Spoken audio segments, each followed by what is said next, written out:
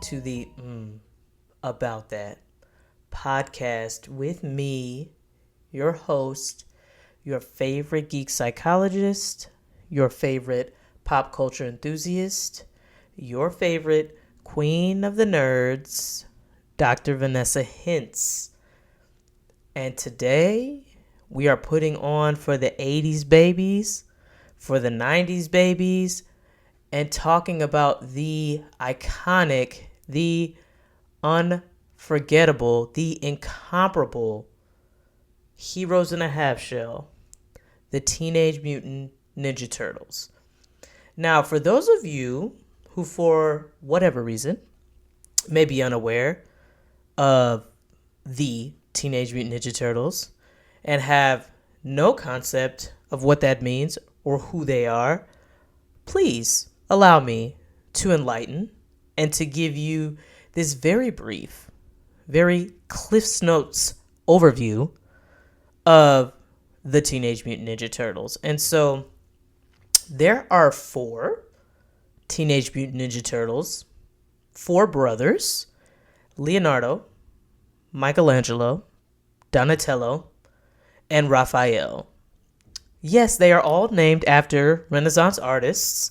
And these 4 brothers, who were once regular schmegular turtles, came into contact with some sort of radioactive chemical ooze, which then transformed them into these humanoid figures, which are what we would describe as anthropomorphic, or they are animals that have human emotions and human characteristics. So they walk upright on 2 legs instead of 4 like turtles typically do. They can talk.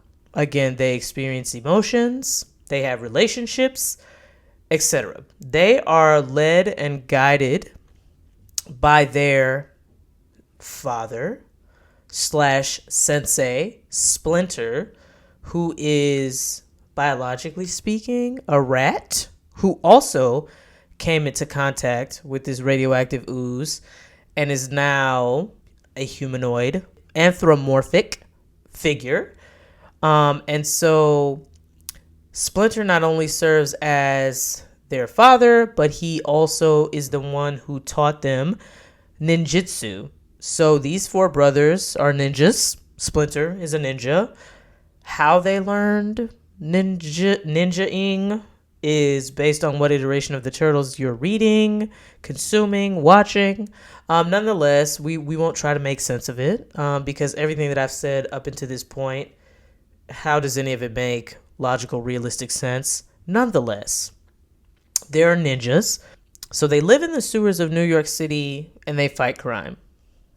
They are assisted by a number of people over the course of their crime fighting, probably most notably April O'Neil, who is a reporter in New York City and stumbles along the turtles. Again, depending on what you're reading, looking at, how this happens is debatable, but she befriends them and she sort of becomes an ally of sorts to them in their quest to fight crime. We also have Casey Jones, who is, I think he's like a retired hockey player.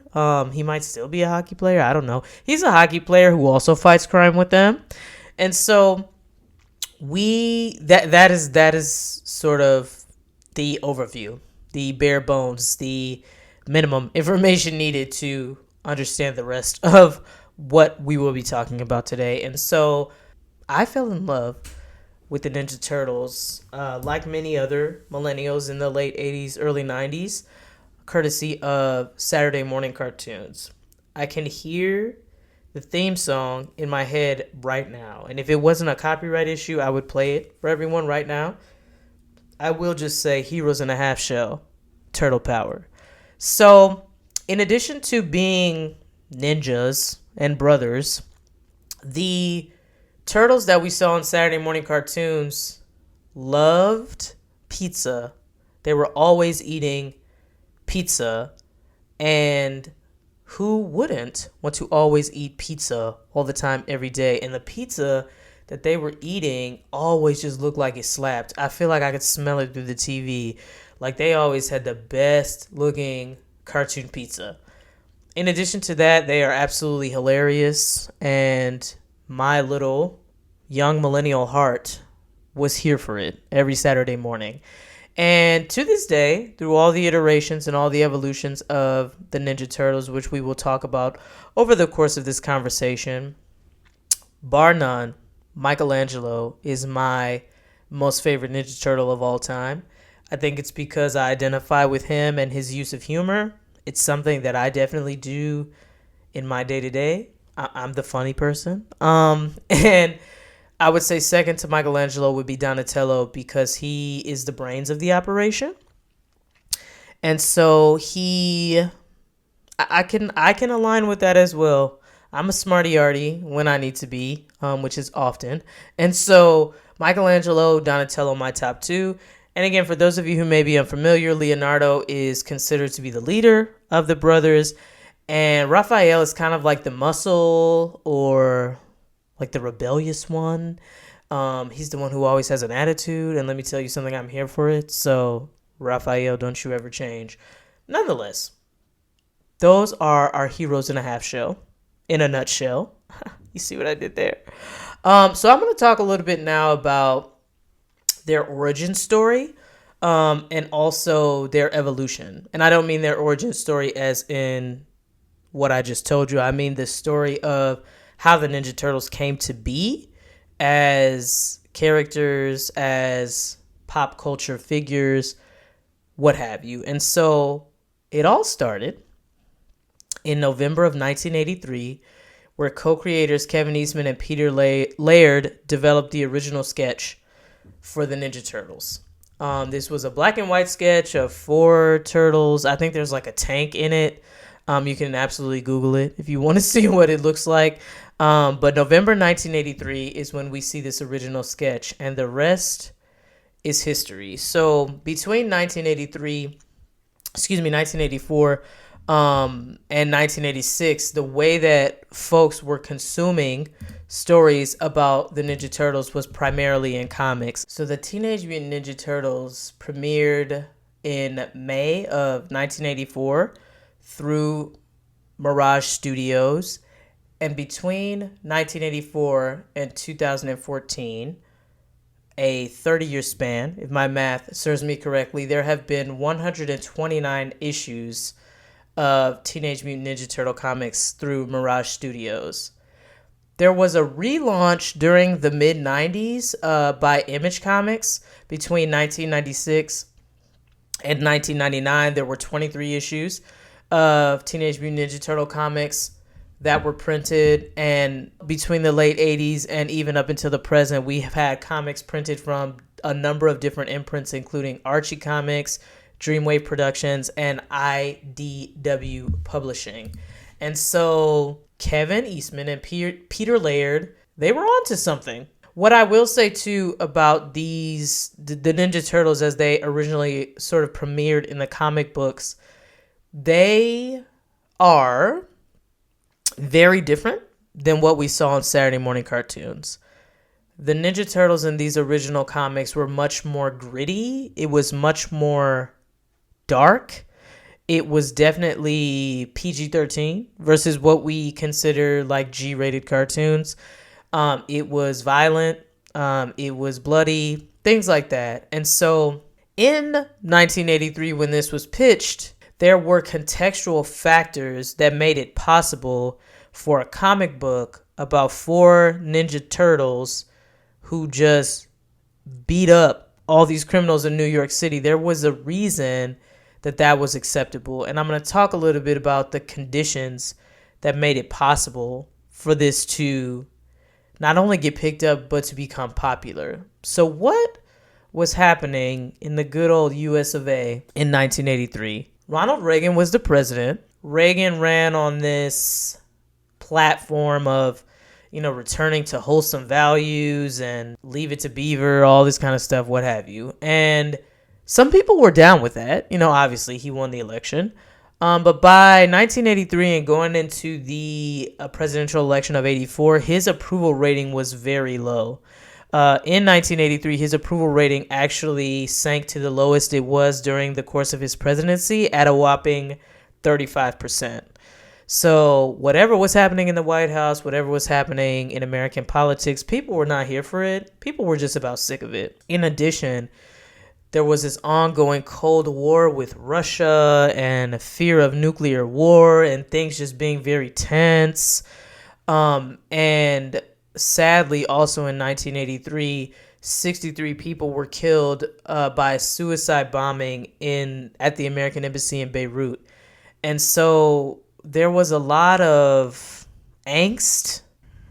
People felt vulnerable.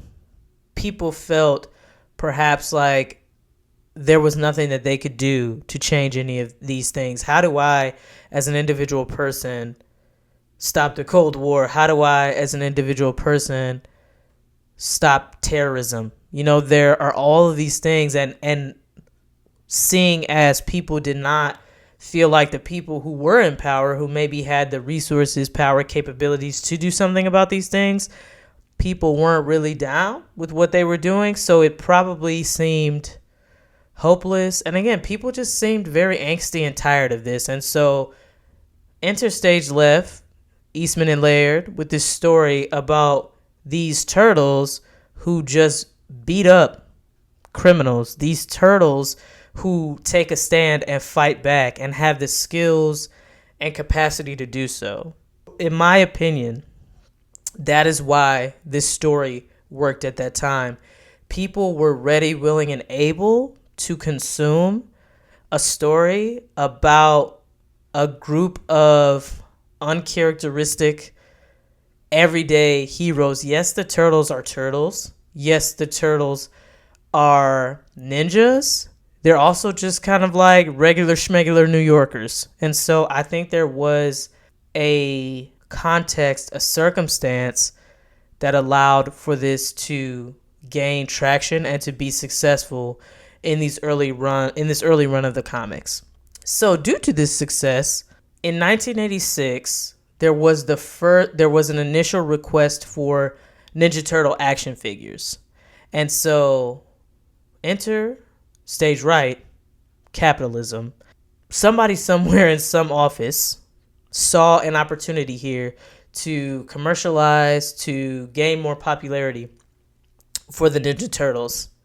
However, there was an understanding that the Ninja Turtles as they exist in the comics, that's not going to fly in terms of commercializing and marketing to more and more audiences. We can't have these gritty, dark, cussing, stabbing turtles.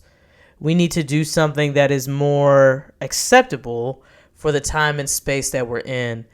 And so what was the time and space of 1986, which again, taken in comparison to what we just described with what was going on in 1983, 1984. So in 1986, the U.S. bombs Libya. In 1986, the Challenger exploded 73 seconds after takeoff. Many, many people witnessed all 7 crew members who were aboard lose their lives. In 1986, we have the disaster in Chernobyl that consisted of an explosion at Unit 4 of the Chernobyl nuclear power station in the Ukraine, which caused serious radiation sickness and contamination over many, many, many miles of land, of which people are still experiencing the effects. In 1986, the Iran-Contra affair was exposed, which according to History.com was a secret U.S. arms deal that traded missiles and other arms to free some Americans that were held hostage by terrorists in Lebanon, but also used funds from this arms deal to support armed conflict in Nicaragua. So again, it was turned up. It was real turned up. And I think given that life was lifing, given that the world was a lot, there was a lot of international, national tragedy that was happening. perhaps what we don't want to market in this moment is something that is dark and gritty.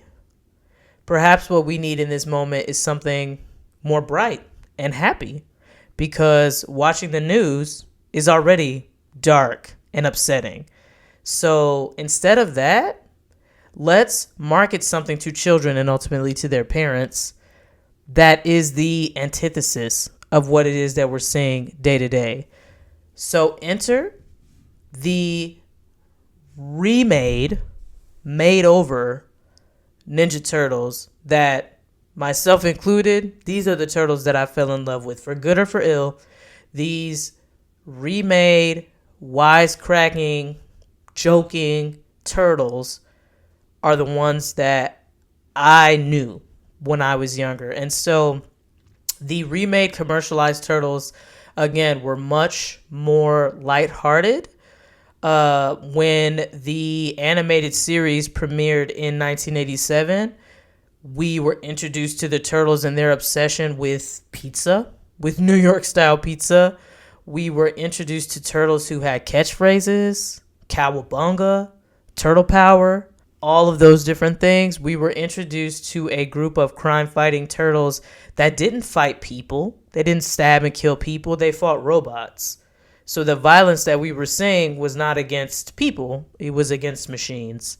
We also saw turtles that now had very distinguishing physical characteristics. And so at this point in the animated series and with the marketing of the action figures and the merchandise, the turtles each had their own signature color bandanas. I don't know if they're called bandanas, but I'm going to call them bandanas because that's what we called them. The things that cover their eyes. They each had a different color. Leonardo blue, Raphael red, Michelangelo orange, Donatello purple. And in addition to that, they each had a belt buckle with their first initial on it. And so if we are watching anything, if we are looking at anything, if we related to these turtles, we can tell the difference between the two of them. They all also had their own very distinct personalities, as I described earlier. And so from this sort of makeover reimagining of those original comic book turtles, we see a pop culture explosion. So in addition to all of those comics that I referenced earlier, we have animated series, live action films, reboots of live action films, what have you. And so as I referenced, the original Teenage Mutant Ninja Turtles cartoon ran from 1987 to 1996. From 1997 to 1998, we had another series that was not animated, but did feature the turtles, called Ninja Turtles: The Next Mutation. Now, for those of you who are familiar, this is the series in which the atrocity of Venus, the girl Ninja Turtle, happened. And before anybody comes for me about being sexist or any other-ist, the reason that I wasn't down with Venus as a female identified Ninja Turtle has nothing to do with the fact that she was identified as a female, as a girl. It's because that whole show was weird, yo. Like, that whole show was weird, and you just now made it weirder. And so, nonetheless, if you want to engage with any of that weirdness, Ninja Turtles: The Next Mutation ran from 97 to 98. Then we kind of have a lull, and we didn't see another resurgence of an animated series until 2003, when there was a series that ran on the Fox box between 2003 and 2009. Again, we have a lull, which at this point is when Nickelodeon picked up the rights to the Ninja Turtles, and beginning in 2012, Nickelodeon aired and continues to air Teenage Mutant Ninja Turtles cartoons. And again, we saw another sort of evolution of the Turtles in which they are now sort of going by their shortened names. So Leo, Mikey, Donnie, and Raph, which that's cool. So the first run of the Nickelodeon animated series was from 2012 to 2017. Rise of Teenage Mutant Ninja Turtles from 2018 to 2020. And so, in addition to these cartoons, a whole host of films, the only animated film that I'm aware of that was sort of like a feature film production is the 2007 Warner Brothers animated movie. There was also a straight-to-video 1996 animated movie, Mutant Turtles Superman Legend. Aside from these, we have the American cinematic classics that are the Teenage Mutant Ninja Turtle live action films. 1990 was when the first live action film premiered, and yes, I will reiterate, it was a classic. Second, though, to the greatest Teenage Mutant Ninja Turtles film of all time, and that would be Teenage Mutant Ninja Turtles 2, The Secret of the Ooze, where we were given the banger, okay, the banger, go ninja, go ninja, go, go ninja, go ninja, go. I know y'all remember that. Still a banger, still a slap. Now the third live action film that was released in 1993, negligible. Let's just not talk about that. I don't know what was I don't know why. I don't know what was happening. Like, they went back in time to Japan. I don't know what was happening and why it happened. It was a thing, though. Another thing that I would like to pretend just didn't happen are these Michael Bay reboots of the live action Ninja Turtle films. So in 2014, there was a reboot live action film that was released titled Teenage Mutant Ninja Turtles, directed by Michael Bay. And in true Michael Bay fashion, it was made for a 12-year-old boy. It was, which, no shade. Like, live your best life, sir. Just very predictable, very... what did I expect? I have no idea. But that was followed up by the 2016 sequel, Out of the Shadows, which was more of the same. Thank you for that, Michael Bay. And then more recently, it was announced that there will be a Nickelodeon animated Teenage Mutant Ninja Turtles film titled Mutant Mayhem that will be released in August of 2023. And so, all of that I just said, all of those things that I just recounted are a result of the Turtles makeover that occurred in 1986 when a decision was made to commercialize them. And so we go from a time in late 83, early 84, when society is just tired of the government, tired of living in fear, tired of all of these things. And so in 1983, the Turtles who fight back against injustice, who fight back, who use their skills and abilities to do good, these Turtles are accepted. 1986 rolls around and the world is worlding. Angst is high. Tragedy and trauma has been high.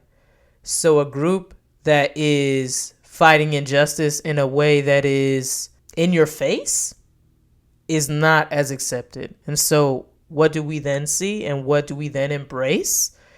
A group of crime fighters that love to eat pizza and love to tell jokes and can hit you with a pose and a catchphrase at the drop of a dime. And so with that, and bringing this conversation to a close about my buddies, the Teenage Mutant Ninja Turtles, I'm going to hit you with this about that moment. Starting with something that I feel like is part of the work that I do professionally. So why does it matter what was going on in the world at the time that the Ninja Turtles came to be? Why does it matter what was going on in the world when there was a decision made to deviate from their original construction, from the original way that they were developed? Why does any of this matter? I think it matters, one, because art does not exist in a vacuum. Subsequently, we do not exist in a vacuum. So things that we do, things that we love, things that we care about, all of these things are influenced by our environment. And I mean our immediate environments as well as our larger cultural context, our larger cultural environment. So at any point, if I am able to impart examples of this, I feel it is my calling to do so. Any opportunity there is to underscore the correlation, the relationship, the symbiosis between us and the world, I think that matters, and I think that that's important. And I think that, again, these Ninja Turtles are an example, but one example of that. The evolution of the Ninja Turtles is but one example of that. Something not so hot about the Ninja Turtles, about all that I have discussed thus far, apart from that which has already been named, Venus and Michael Bay, I will say that I blame partly my unhealthy relationship with pizza on the Ninja Turtles, also on the American school system, because I think that we were always awarded with pizza, because who doesn't like pizza? And again, I blame the Ninja Turtles for that. So many people my age now, I feel like pizza is a go-to because of the Ninja Turtles. But I would say my thinking that anytime something amazing happens, it has to be celebrated with carbs and calories and grease. I blame Leonardo, Donatello, Michelangelo, and Raphael. I blame all of you fictional turtles. And the last thing that I'll say that I appreciate about the Ninja Turtles, and part of what I think has allowed them to transcend generations and really be as lasting as they have been, is I do feel like the Turtles rise above some aspects of culture that can be limiting. So, for example, the Turtles are not people. They are turtles. And as such, we do not ascribe race to the Turtles. I know that some people do. I know that over time, I've heard more than one time that Raphael is the Black Ninja Turtle. That's something I would definitely say, like, I hear you. Nonetheless, the Ninja Turtles do not have a race. There's not a race that we associate with them. And I think that there is something that is amazing and awesome about our being able to connect with them for our own unique and individual reasons, and not instantly disconnect ourselves from them because they don't look like us. Because of course they don't look like us. They're turtles. Of course they don't. I don't connect with the fact that you're a ninja. I'm not a ninja. I don't, but you know what I do connect with? I connect with the fact that you have brothers that at 1 minute you want to fight them because they're getting on your last damn nerve. And in the other minute, you are fighting to the death to protect them. And I think that there is something that is so unique about not just the Turtles, but any character that is, again, anthropomorphic. Like, this is not a human. This is a machine or a animal that has human characteristics. We connect with them even though there are such stark physical differences. And I think that is such a beautiful and unique sort of metaphor, for lack of a better word, for life. So if I can connect with a ninja turtle, if I can sow seeds of connection between myself and this fictional character, is it impossible for me to sow seeds of connection with people who I think could not be more different than me? I absolutely think it's possible. Is it easy? Absolutely not. I often say it's simple, but it's not easy. And if there is one life message apart from never pay full price for late pizza that I take from the Ninja Turtles, it's that it is possible for us to transcend stark differences and find bridges of connection. And with that, I thank you all for your time, for you choosing to share in this space with me today. And I wish you and your families safety, health, and joy. Until next time, Cowabunga, good people.